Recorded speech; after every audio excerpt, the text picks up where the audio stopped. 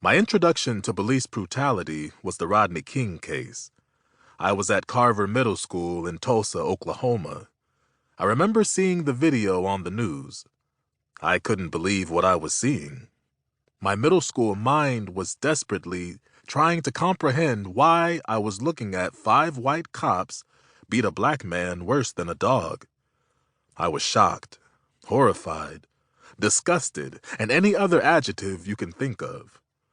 I had, of course, heard and read about police brutality, but I had never seen it like this. This was back in the early 90s, when we didn't have social media. Young people today can see police brutality on their cell phones every other week, but for me, this was a complete shock. I remember hearing the verdict, something like, the jury finds the defendants Stacy Kuhn, Lawrence Powell, Timothy Wind, and Theodore Briseño not guilty in the beating of motorist Rodney King. And my heart dropped. I was angry. How could this be happening? We all saw the tape. I didn't follow the trial completely, but I saw the tape.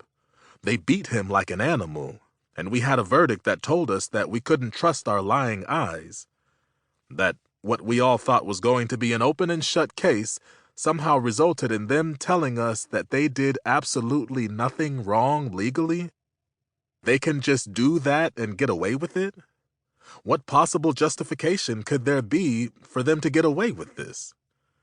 My middle school became a powder keg that was about to erupt. Temperatures were boiling over.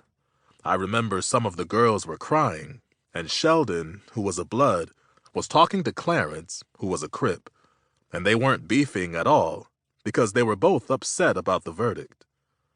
I remember Miss Holmes, a gym teacher, walking into the hallway to tell everyone the bell had rung and fussing at everyone to clear the hall like she did every day. But this day, she looked at everyone's faces and turned around and walked back into the gym. The entire school was really mad.